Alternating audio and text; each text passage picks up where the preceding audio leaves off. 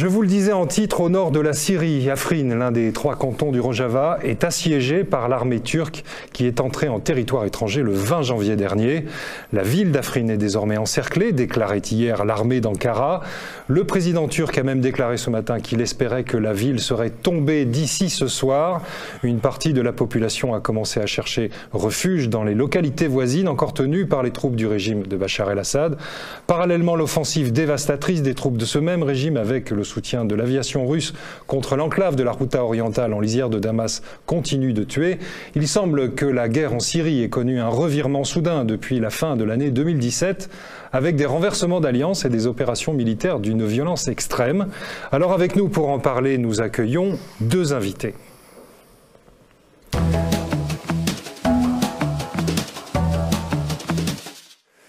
D'abord, premier invité, Yegbun Eksen. Bonsoir Yegbun. Vous êtes le représentant de la Coordination nationale démocratique des Kurdes de France et aussi Olivier Piot, journaliste. Vous connaissez bien les Kurdes et la région. Vous avez fait paraître plusieurs livres sur la question et vous avez notamment publié la semaine dernière un papier très éclairant et très précis dans la revue en ligne Orient 21 qui est intitulé « Les Kurdes piégés par l'escalade militaire en Syrie ». Alors Yegbun Eksen, je me tourne vers vous d'abord pour vous savoir si vous disposez d'informations plus précises et circonstanciées sur la situation à Afrin ce soir. Déjà, merci à toute l'équipe de nous avoir invités. M'avoir invité moi personnellement également au nom du Conseil démocratique kurde en France, mes coordinations, ça pose pas de problème, c'est pas incompatible. Sur ce qui est du Conseil, j'aimerais quand même présenter aux socios ce qu'est le Conseil démocratique kurde en France. C'est 24 associations qui travaillent à faire en sorte que la diaspora kurde puisse prendre place au sein de la société française. Cette diaspora qui a émigré à cause de la guerre pour la plupart, aujourd'hui se retrouve ici et observe ce qui se passe actuellement au Kurdistan et plus précisément au nord de la Syrie avec la ville d'Afrin qui est complètement assiégée. Donc aujourd'hui, ce qu'on peut dire, c'est que effectivement la ville d'Afrin est assiégée. Il y a actuellement un pilonnement massif des avions de chasse turcs qui attaquent le centre-ville. Il faut savoir que le centre-ville d'Afrin abrite quand même entre 400 000, d'autres disent 600 000, mais si on devait jouer, on ne va pas jouer sur les chiffres, mais entre 400 et 600 000 habitants. C'est une crise humanitaire majeure aujourd'hui. Les civils sont retrouvés piégés à l'intérieur de la ville d'Afrin. S'ils sont retrouvés piégés, c'est pas à cause des forces de défense syriennes qui, elles, combattent justement l'invasion turque. C'est simplement parce que ces personnes ne veulent pas quitter leur terre, parce qu'elles savent derrière aussi les conséquences que peut avoir aussi cette invasion, c'est-à-dire que ça ne sert à rien de reculer si déjà l'objectif d'Erdogan est de prendre la totalité du nord de la Syrie. C'est soit on reste, soit on reste et on devra combattre au maximum pour tenir une position qui posera un problème pour toutes les populations vivant dans le nord de la Syrie. Et je ne parle pas que pour le nord de la Syrie évidemment, et c'est là qu'on pourra extrapoler les conséquences justement de cette invasion-là. Et les conséquences de cette invasion-là, elle n'est pas uniquement géopolitique au sein de la Syrie, elle est aussi conséquence internationale parce que les troupes qui aujourd'hui sont dans Afrin, ce ne sont pas simplement des troupes régulières de l'armée turque, ce sont aussi des supplétifs djihadistes qui sous la houlette de M. Erdogan et dans sa bienveillance vis-à-vis de ces formations djihadistes prennent aujourd'hui d'assaut la ville dans l'objectif de leur laisser cette ville et ce canton, le canton d'Afrin. Si je devais faire une petite parenthèse sur les 3 cantons du Rojava, donc il faut savoir qu'il y a 3 cantons dans le nord de la Syrie. Aujourd'hui, on n'appelle plus le Rojava la Fédération du Nord de la Syrie pour vraiment faire en sorte que toutes les populations ethniques et religieuses s'approprient aussi cette région-là comme la leur. Les Kurdes sont une partie, on va dire, composante importante de ces populations-là, mais il y a aussi des Arabes, il y a aussi des Tcherkèzes, des minorités ethniques différentes, des Turkmènes. Vous avez aussi des minorités religieuses, les Yézidis, qui ont été longtemps réprimés par les institutions sunnites et chiites. Vous avez aussi les chrétiens. Toutes ces composantes de la société aujourd'hui vivant dans le nord de la Syrie sont menacées par une politique, qui était la politique de Daesh à l'époque, à l'arrivée de Kobané, maintenant cette politique est transportée par Erdogan à travers Afrin. Ces populations n'ont plus envie de revoir l'apparition de Daesh, on va dire, déguisée avec différents noms, en changeant de plaque, arriver à attaquer avec les mêmes idées fondamentalistes dans la région. Aujourd'hui, elles n'en peuvent plus, elles veulent tenir une position digne et honorable. Et aujourd'hui, ils sont les victimes d'une politique aussi cynique des Occidentaux qui les ont soutenus pour combattre aussi Daesh. Et aujourd'hui, on les laisse tomber face à l'invasion turque qui utilise les mêmes djihadistes à l'époque pour pouvoir attaquer les Kurdes aujourd'hui. Alors justement, les combattants kurdes aujourd'hui qui sont à Afrin sont soutenus par qui, sinon par eux-mêmes? Je veux dire, qui sont dans ce revirement d'alliance? On sait qu'il y a énormément d'ingérences étrangères dans cette guerre en Syrie, et évidemment le Nord ne fait pas exception. Qui est encore avec vous? Il faut savoir que les Kurdes n'ont jamais demandé une aide militaire au sol pour pouvoir, les Kurdes ni les forces démocratiques syriennes qui est une composante multiethnique et même multireligieuse dans les forces militaires, ne demandent pas des troupes au sol qui puissent agir contre Daesh ou contre la Turquie, à travers M. Erdogan. Elle demande simplement un moyen juste et équilibré pour pouvoir faire tenir une situation qui est aujourd'hui intenable. Il faut savoir une chose, c'est qu'aujourd'hui, Afrin va devenir aujourd'hui le Kobané d'hier, c'est-à-dire qu'on va rentrer dans une politique de guerre de rue, guerre urbaine, où chaque rue va être importante, chaque quartier vont devoir être disputés, et le fait que l'aviation et les artilleries turques pilonnent sans cesse ces positions-là seront des positions à un moment ou à un autre intenables. Voilà. Donc il y aura beaucoup de pertes pour tenir des positions qui, on sait, si elles continuent à être aussi graves, vont être intenables. Mais les Kurdes sont déterminés à pouvoir tenir ces positions, ça je le souligne, et ils useront de tous les moyens pour pouvoir le vaincre. Alors quelles sont les relations des Kurdes avec le régime de Damas aujourd'hui? Puisqu'on sait que, les relations entre des combattants kurdes et les troupes de Bachar el-Assad sont évidemment utilisées contre vous et pour disqualifier la lutte des Kurdes. Où en sont les relations? Est-ce qu'elles sont isolées? Est-ce qu'elles sont tactiques? Est-ce que c'est une vision commune? Enfin, où est-ce que ça en est? Alors le problème des relations qu'aujourd'hui a Damas avec les Kurdes et les forces démocratiques syriennes et plus largement la fédération du nord de la Syrie, c'est que aujourd'hui, Bachar el-Assad, malgré le fait qu'elle défend le fait que c'est un territoire qui est un territoire syrien, on parle d'Afrin, n'a pas omis d'objection vis-à-vis concrète, on va dire, n'a pas tapé du poing sur la table ou n'a pas donné de réaction dès les débuts de l'opération. Ils ont laissé les troupes de Erdogan et ses supplétifs djihadistes avancer dans le canton, tout en espérant peut-être que ça pouvait aller très très vite. Donc là on parle de 54e jour de l'opération, je fais une parenthèse, M. Erdogan disait qu'en 4 jours on sera au centre-ville. On est au 54e jour, il y a 50 jours de retard. Donc sur ce qui est de ces intentions-là, elles ont été fortement ralenties de manière, et on peut le souligner, de manière très héroïque. Sur ce qui est de Bachar el-Assad et de la position de la Syrie, malheureusement, nous aurions aimé, la diaspora, la communauté kurde en Europe, y compris la Fédération de Nord-Syrie, a fait plusieurs annonces, à faire en sorte de dire, si vous dites que ce territoire-là est un territoire syrien, et nous ne sommes pas contre, on ne s'oppose pas à dire que ce territoire est un territoire syrien, on dit simplement, partageons de manière équitable ces territoires-là. Nous avons un projet de société dans la région. Le peuple on va dire, l'accepte dans une immense majorité. Il y a eu des référendums qui ont été faits, il y a eu des votes qui ont été faits, il y a eu une constitution qui a été déclarée pour la Fédération du Nord de la Syrie. Les populations adhèrent à un nouveau projet de société. Donc ne lui enlevons pas ça, mais ne nous séparons pas totalement de la Syrie non plus, c'est pas notre objectif. Donc dans ce contexte-là, tenez des positions déjà qui soient légitime. Donc effectivement, le fait qu'une armée voisine traverse la frontière syrienne, elle devait susciter des réactions beaucoup plus lourdes que simplement donner des phrases un peu alambiquées en disant qu'effectivement on est contre les opérations, mais en même temps on laisse faire, et on laisse faire en regardant l'évolution de la situation. Voilà, donc il y a un jeu dont on aimerait que la Syrie aussi éclaircisse ses positions. Alors Olivier Piot, est-ce que vous pouvez un peu nous débrouiller cette histoire d'alliance de revirement aujourd'hui? Quel est le jeu joué par le président Erdogan aujourd'hui, cette brutalité et cette offensive sur ce canton particulièrement? Je dirais que le président turc, c'est sans doute dans tous ses acteurs.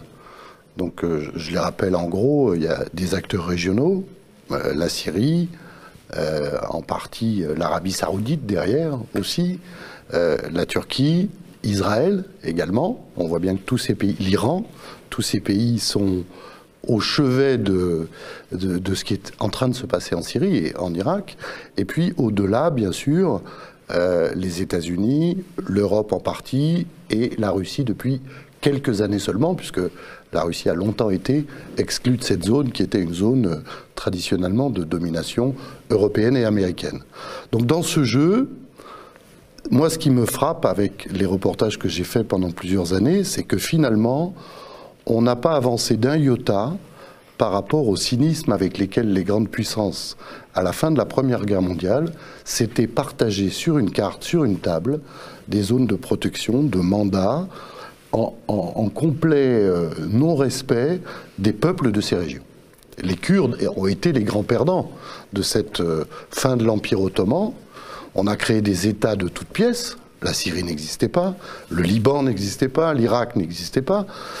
Et on a créé tous ces États, grosso modo, en laissant croire au peuple français, au peuple américain, que c'était au nom finalement d'une construction durable, d'une civilisation qui apporterait la démocratie, etc. Un siècle plus tard, on se retrouve devant un effondrement de ces régions, en tout cas de deux pays majeurs de cette région, un effondrement pour lequel les Kurdes ne sont pour rien.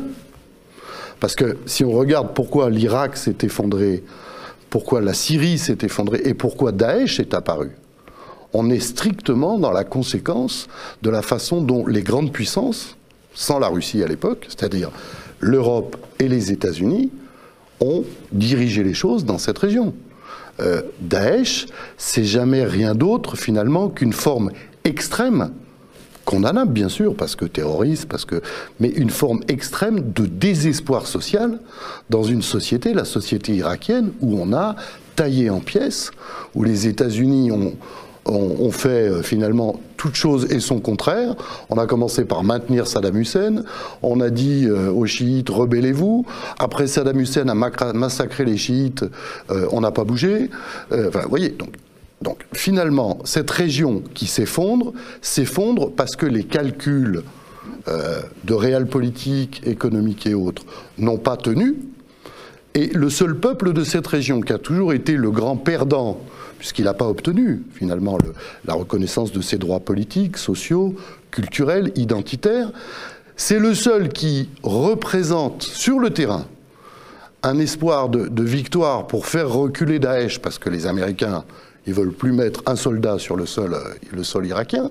Donc on demande finalement au peuple kurde, dont ça n'est pas la guerre au départ, de mobiliser des générations de jeunes de tous ces pays sur des espoirs légitimes de démocratie ou d'autonomie.